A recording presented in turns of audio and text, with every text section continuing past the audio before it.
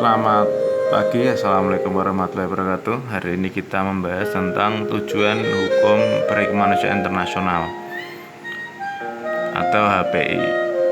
Apakah tujuan dari Hukum Perikemanusiaan Internasional adalah yang pertama, mencegah dan mengurangi korban perang, kematian, penderitaan, serta penghancuran lingkungan, harta benda pihak yang berkaitan dengan perang. Karena perang antar negara biasanya menimbulkan banyak korban, kemudian merusak lingkungan yang rusak dan lama untuk diperbaiki seperti Hiroshima dan Nagasaki.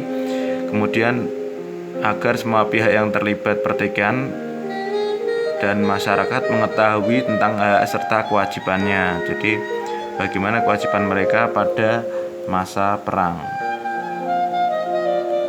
Selanjutnya, hukum perikemanusiaan internasional sumbernya dari mana saja? Yang pertama yaitu perjanjian atau konvensi Jenewa dan protokol tambahan atau kesepakatan lain antar negara yang terkait dengan perjanjian. Yang kedua adalah aturan umum di suatu negara yang terkait dengan perjanjian, misalnya undang-undang atau lambang. Yang pertama sumbernya yaitu dari Konvensi Jenewa tahun 1949. Yang pertama yaitu konvensi yang pertama, perbaikan keadaan anggota angkatan perang yang luka dan sakit di medan pertempuran darat. Jadi ini untuk pertempuran darat, tentara angkatan darat melawan tentara angkatan darat. Kemudian yang kedua, konvensi perbaikan keadaan anggota angkatan perang di laut. Ini antar kapal perang, misalnya Kolban Karam yang tenggelam. Konvensi yang ketiga terhadap tawanan perang. Jadi negara yang kalah itu bagaimana tawanan mereka, karena kita tahu bahwa tawanan perang itu banyak kekejaman. Ada yang penjara di dalam air, ada yang penjara berdiri. Beberapa perlakuan yang dilakukan terhadap tawanan perang seperti di-strom, kemudian disiksa sampai banyaknya kematian di penjara, seperti kasus yang di Irak di Abu Ghraib.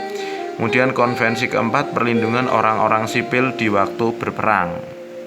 Ini rakyat yang tidak menjadi kombatan, itu bagaimana perlindungannya pada waktu berperang.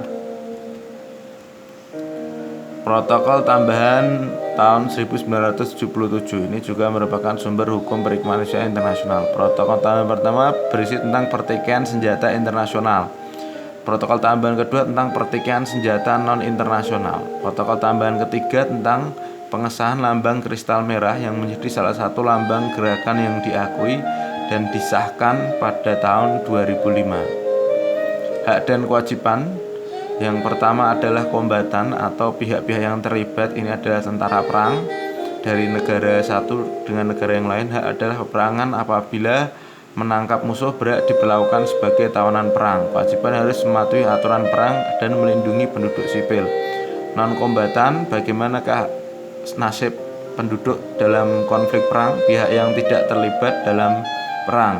Hak mendapat perlindungan diri, penghormatan atas hak keluarga, keyakinan dan keagamaan, serta adat istiadat. Menjauhkan diri dari segala tindakan yang bisa membuat dirinya ke dalam kancah pertikaian bersenjata. Aturan dasar pencegahan, kewajiban untuk membedakan diri antara pasukan tempur dan penduduk sipil. Penduduk sipil dan tempat-tempat yang dilindungi harus dijauhkan dari sasaran militer. Dalam rencana penyerangan, setiap tindakan pencegahan penderitaan dan kerugian penduduk sipil. Ini adalah gambar keseimbangan atau proportionality jika terjadi peperangan. Di sini kita bisa melihat ada tank-tank tempur. Nah, disinilah proporsionalitas atau hukum perikemanusiaan internasional itu.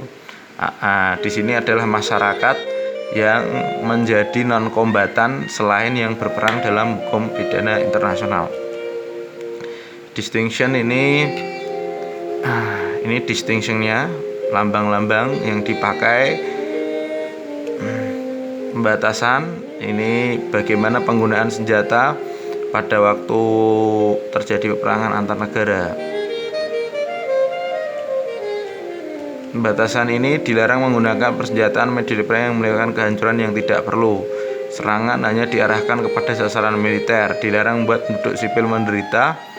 kelaparan dan menghancurkan fasilitas penduduk sipil. Tapi walaupun seperti itu, kenyataannya banyak penduduk sipil yang menjadi korban, kayak di Irak, Afghanistan, Syria, di